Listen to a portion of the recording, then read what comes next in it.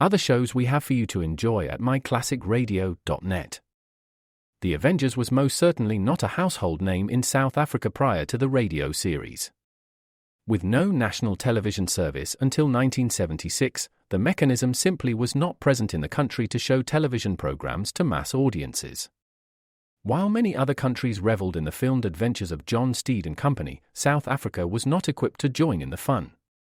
The series took Britain by storm and made a major impression in the American markets, being that greatest of rarities, a British series given a network transmission slot. However, as a filmed series, rather than a videotaped one, The Avengers was able to gain a modicum of exposure in South Africa through film rentals. Come and listen at myclassicradio.net. Good evening. This is Crime Classics. I am Thomas Hyland. I'm going to tell you another true crime story. Listen.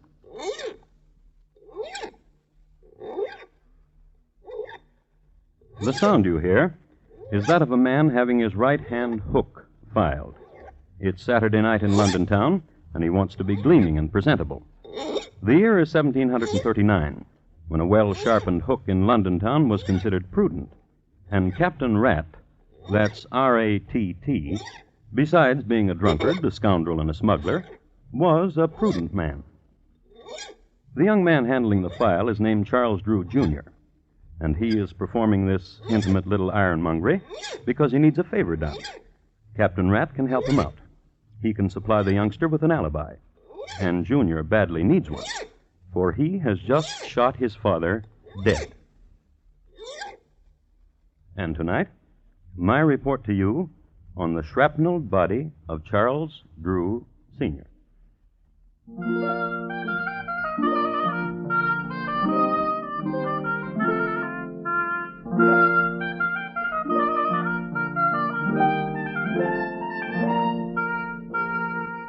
Crime Classics, a new series of true crime stories taken from the records and newspapers of every land, from every time. Your host each week, Mr. Thomas Hyland, connoisseur of crime, student of violence, and teller of murders. Now, once again, Mr. Thomas Hyland.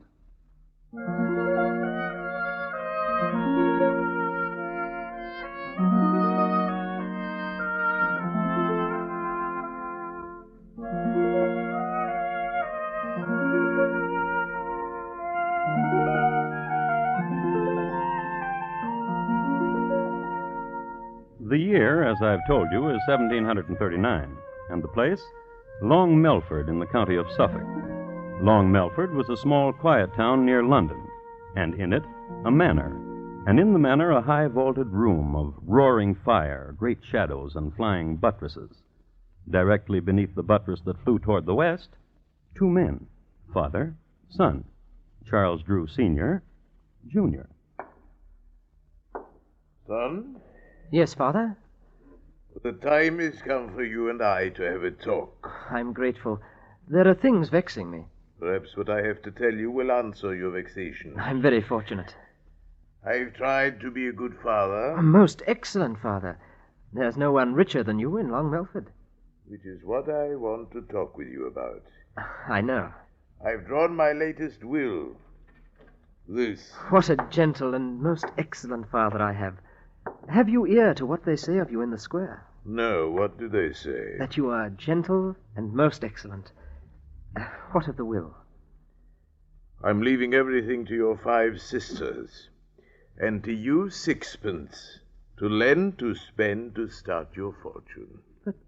But the last will, the one before this, you left me everything, and only a kind word to my 5 sisters. That was when you were 11. Now you are 19. And a good son. To whom good? To you good. Nay, to the cutthroats and smugglers with whom you cozen. It is not so. This is so, I know it. You consort with people of ill fame, and also with Mr. Richardson's housekeeper. Shall I explain this of Mr. Richardson's housekeeper to you? 'Twould be well. She is a most excellent housekeeper, and I wish to employ her for our own household. And this you have been trying to do for the last year. She demands high payment. Our family can afford high payment. But I personally cannot, Father. Not until I inherit your fortune. and which with this new will never be. Father. I don't scare, son. Wave that gun or...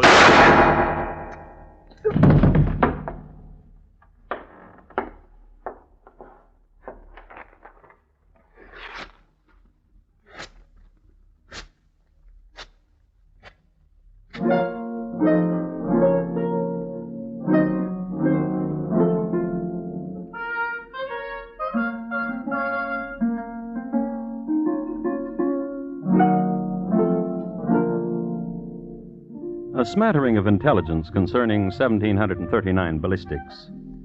Ammunition was chiefly of two types, round or irregular. The former was manufactured by dropping chunks of molten lead from a great height, and when it reached the vat of water at the bottom of flight, it was round, due to centrifugal forces and gravity. Among men who puttered with this sort of thing, round shot was considered pretty fancy. Mostly, guns were loaded in this era by whatever iron junk was to hand. It should be recorded that Charles Drew, Jr. had stopped at a small junkyard on his way to talk with his dad. This is the reason the coroner found numerous pieces of irregular junk iron in Dad's corpse. Let's see what Dad's son is up to now. Scene, Ye Old Bunnery, a rundown bake shop on Abernathy Lane. The time, 2 hours later. Principals, Charles Drew, Jr. and a Mr. Humphrey, bun baker. What brings you to Ye Old Bunnery, Charlie? I want to know a thing. And that is what? Humphrey, how would you like £100? You were saying £100? All you must do is say you killed a man. I killed a man. My £100, please. You must say you killed my father. I killed your father. My £100. To the police. Charlie. £200 now, and £200 after you've been to the police. You killed your poor old dad, Charlie? With this pistol. Huh? Leave you to be a very rich man? If someone were to go to the police and said he killed my father, he would be rich too. With his neck in the gibbet. I would guarantee that the man would be released. Inside of a week he would be released. There are jailers who would release such a man, persuaded correctly, with enough money. A guarantee, I know a guarantee. Write me a confession that you killed your poor dear old dad. I will hide it. I will go to the police and confess the deed. If I'm still in jail in a week, I will tell the jailer where to find your confession. Wrap me up half a dozen of your excellent buns, Humphrey, and I will give you £200, plus the price of them. Thereupon, Humphrey plucked a quill from his favorite goose in the back goose coop, sharpened it, and presented it to Charlie. With it, the lad wrote out his confession, paid up, and left. Humphrey waited for his wife, got permission to leave the shop, stopped at his house for a moment, then walked into the local constabulary and made history with this statement. If you boys are looking for a corpus, try 26 Bloom Street. If you're wondering what his name is, it's Charles Drew Sr. If you're wondering who did the murder on him, it's me. And my name is Humphrey.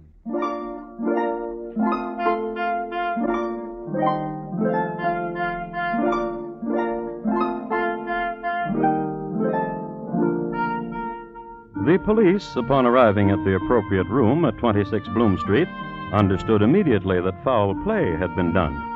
One of the constables was assigned to look in on the household of Mr. Humphrey, and there saw the Humphrey children at play at Thistle-de-doo, a game usually played with marbles, but by the Humphrey children played with pieces of iron junk, which latter were of a size that could easily be rammed down the muzzle of a gun. The gun was there, too, under a pillow on Mr. Humphrey's side of the bed. Mrs. Humphrey, who in the meanwhile had returned home, shook her head philosophically when apprised of the situation. It is recorded that Mrs. Humphrey's parents had both been put away as confirmed smugglers, a felony against the Crown. The next day, in jail... Nice of you to visit me, Charlie. Yes. What news do you bring? When am I to be released? I went to see Sir Roger Firebrace. How is Sir Roger?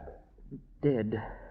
'Tis a pity, too, for he would have gotten your release in an once for a few £100. Don't forget, laddie, I've got your confession. You've got till Sunday.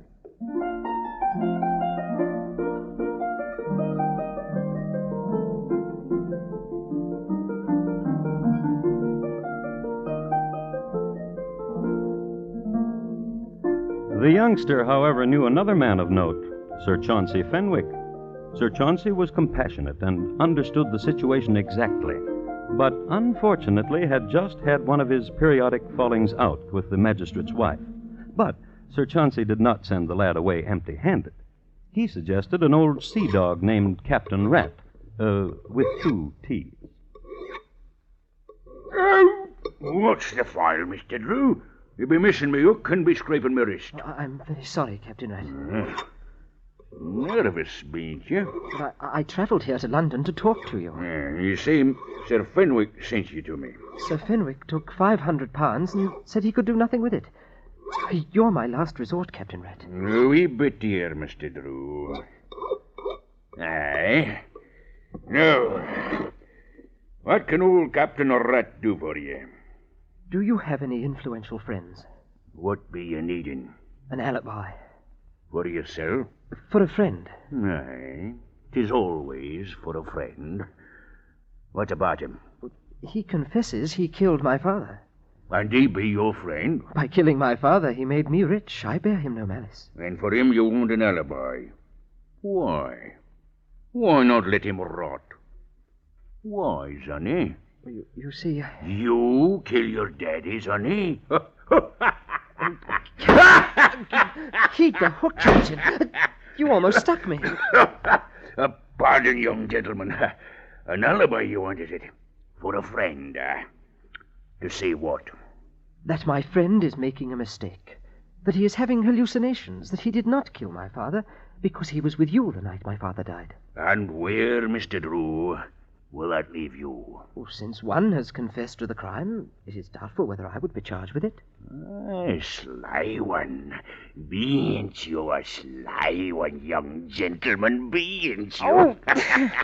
I'll travel down to the jail with you and have a talk with your friend. How's that, huh? Very good. I'll need £500 for expenses. Oh, yes. Now. Yes.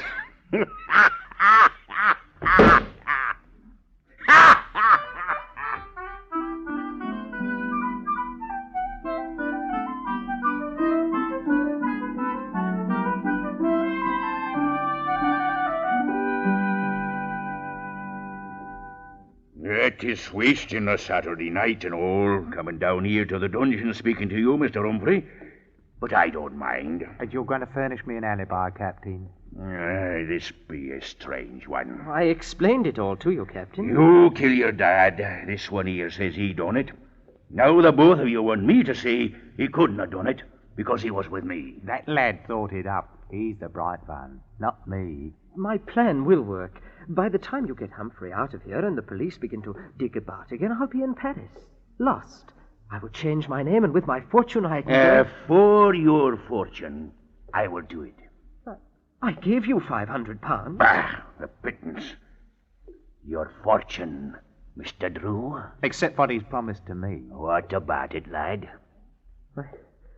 No. Bah. Taylor! Pleasant talking to both of you.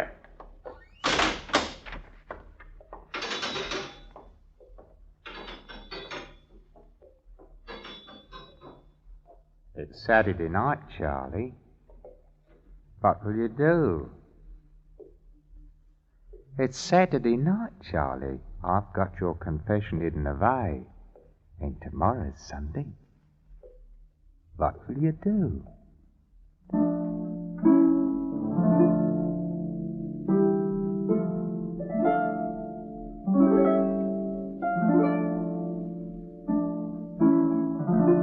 And they looked at each other there in the dungeon, the jailed and the young visitor.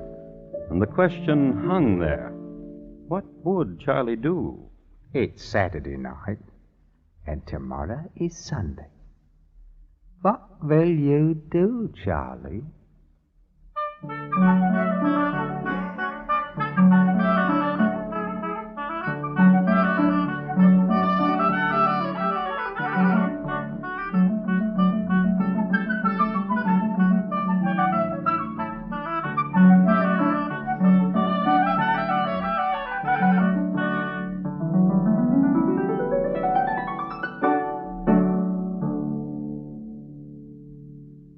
are listening to Crime Classics and your host, Thomas Hyland. Tomorrow night, hear the premiere performance of 21st Precinct, a new hard-hitting mystery series revealing the inner workings of the world's largest police force. Precinct, produced by CBS radio team that gave you Gangbusters, is a program you'll want to listen for every Tuesday night on most of these same stations. Premiere performance tomorrow night on CBS Radio. And now, once again, Thomas Hyland and the second act of Crime Classics, and his report to you on the shrapnelled body of Charles Drew, Sr.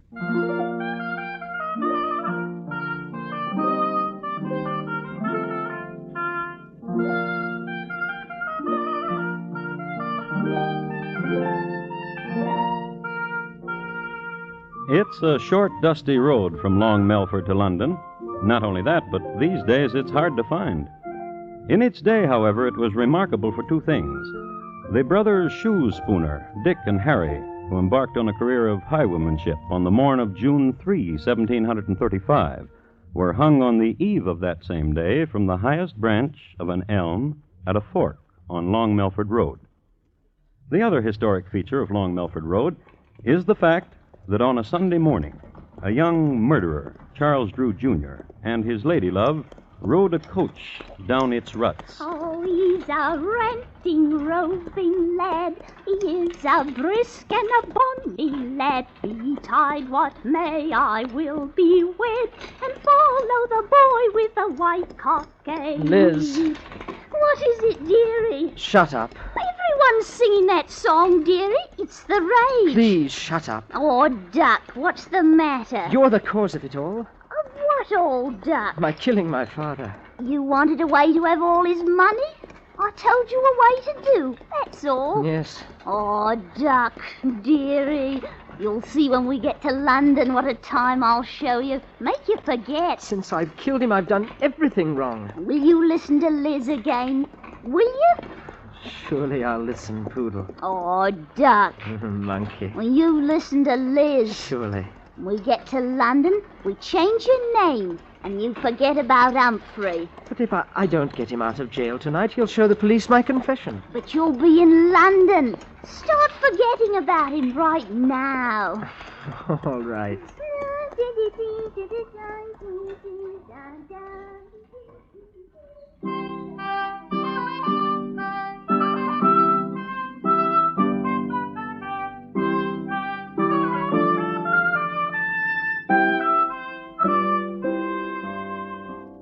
And so they fled to London town, little knowing that they had made a road famous. In London, they located a little-known hideaway called Bonhomme Carter's Thorny Bull Inn on the corner of Asquith and Chiswick. The lad registered under an alias, Thomas Roberts. Liz, however, registered in her own name, Elizabeth Bathall. As this was going on back in Long Melford Jail, where Mr. Humphrey was, there transpired this. In 1 hour, Wifey, I'm getting out of here. You be a fool. How? A fool? When'd you ever have so much money? What bun are you baking, Wifey? This bun. The lad's given you money, all that money, and he's good for more. Aye? All we want. He's a rich one, that's true. We can get more money before you show his confession. How? You said he fled. His Liz told me they were off to London town. You could write him a letter and say as long as he paid you £20 a day, you'd be willing to stay where you are. £20 a day? That's a robbery.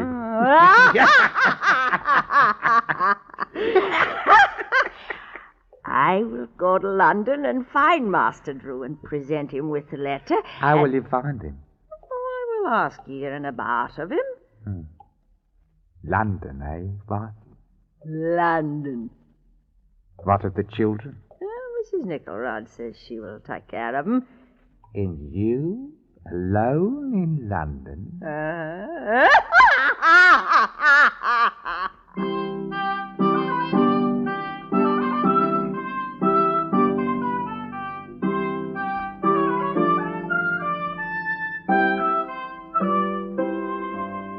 So Mrs. Humphrey went to London. A few observations about Mrs. Humphrey. Wash away the flour and the excess dough. Put on long sleeves to hide the muscles made prominent from kneading bun dough. Comb the hair, exchange shoes for boots, and Gertrude Humphrey was rather presentable. When she went to London, Mrs. Humphrey did all of these things, plus making a mental note not to laugh too much, not only because of the horrible sound she made, but also because of the mischievous twitch it brought on, which she could not control. So, off she went to this place, to that, to this pub, to that, asking for a Mr. Drew.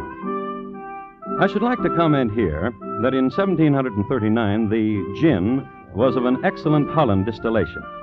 However, its chemistry had a peculiar reaction with Gertrude Humphrey. Though she fought it, and though she laughed not at the most hilarious joke, including the historically famous one about Lady Mumbly and the Troubadour, the gin caused her to twitch mischievously. This attracted to her London dandies, who plied her with more Holland gin, and who promised her help in finding Mr. Drew, and who never did. But Gertrude never lost sight of her mission, and one night in a pub in Covent Garden... Mister. What's your present, dearie? Well, now, dearie. I want a gin. Gin for the lady. What's your name, dearie?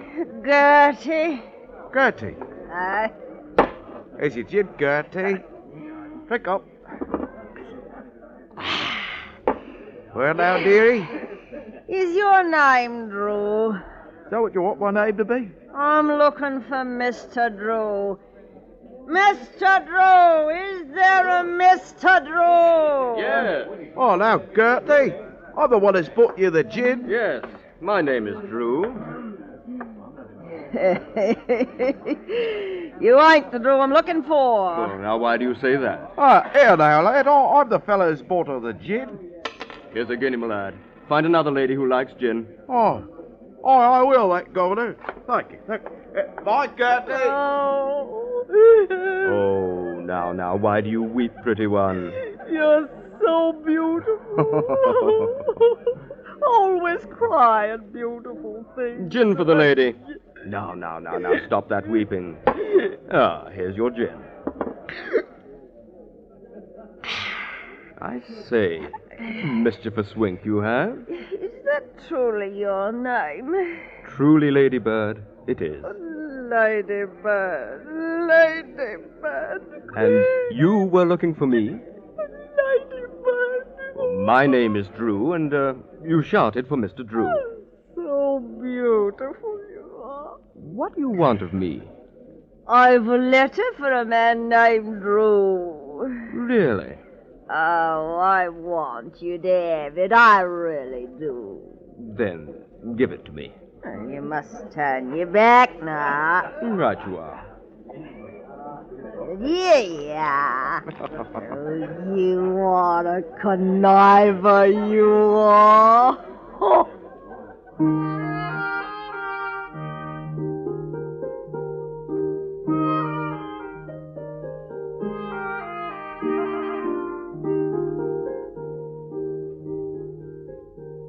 His name really was Drew, Timothy Drew. It's one of those coincidences in history which gave rise to the old saw, truth is stranger than fiction, as they say. And he was a curious man, and a proud man, jealous of his name, Drew. He had heard his name mentioned, and he was forced to find out why. He read the letter then and there. He read it again, a little later, out loud, to the police.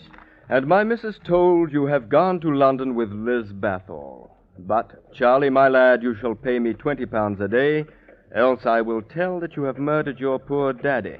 I have your paper, which you confessed you did, right where nobody but me knows where. So when my wife hands you this letter, you better give her money and find a way to keep it, giving it to her, your faithful servant, Mr. Walter Humphrey. Gentlemen, here in London is a man named Charles Drew. He has murdered his father, and he bears the same surname as I. I cannot permit this deed to go unpunished.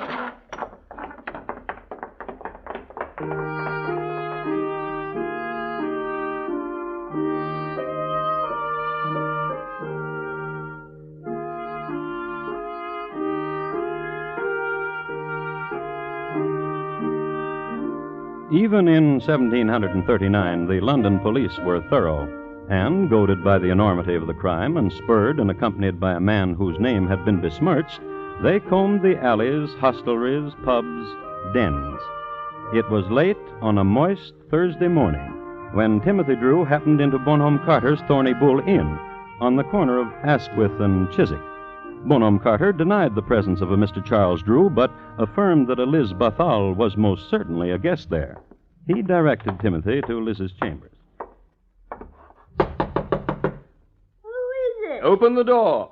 No games, dear. It's too early. Who is it? A representative of the police. Why didn't you say? May I come in? If you be the police, you can do anything, ain't that so? Thank you. I ain't done nothing. Is your name Elizabeth Bathor? It is. Do you know a man named Charles Drew? What's he look like? I don't know. Then how can I tell if I know him? Here. What sort do you take me for? There's no one in me closets.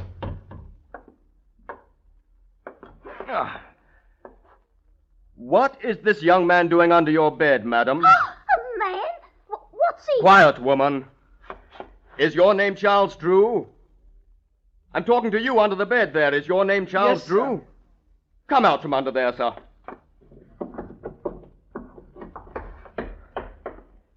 That's right, sir.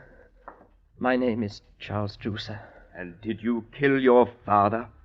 It would be a small life living as I have been. Yes.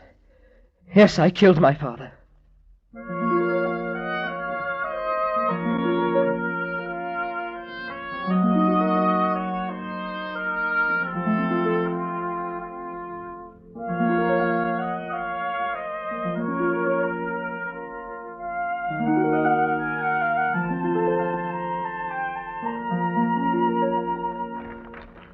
I have the original issue of a Gazette dated January 22nd, 1740, from which I'd like to read. The melancholy proof that when a man has abandoned all religious principles and has suffered his depraved appetites and passions to govern his reason was shown yesterday when Charles Drew, Jr. was hanged in Long Melford. Since the hanging elm on Long Melford Road had recently been demolished to make a keel for the British Navy, a new gibbet was erected. This gibbet was equipped with a new mechanical device invented by Mr. Douglas Langford of Eastbourne. Mr. Langford is to be congratulated.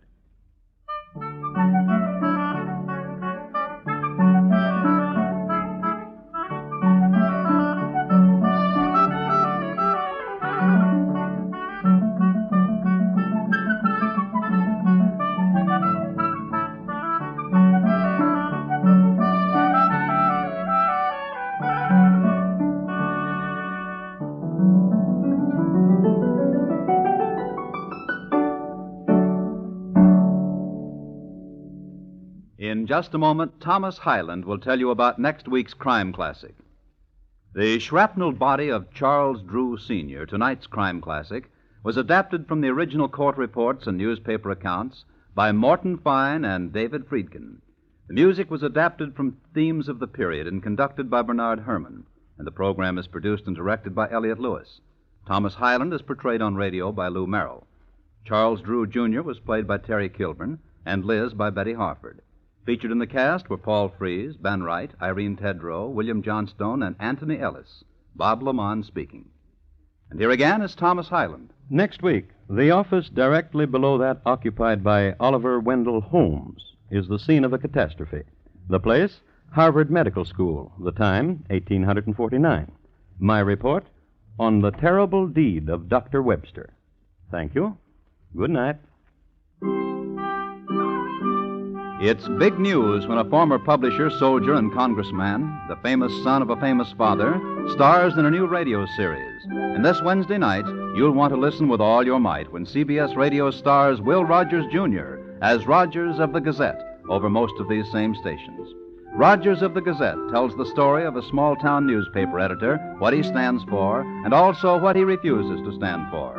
Premiere performance this Wednesday on CBS Radio.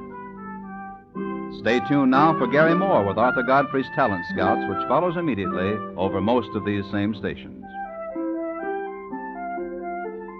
And remember, America now listens to 110 million radio sets and listens most to the CBS radio network.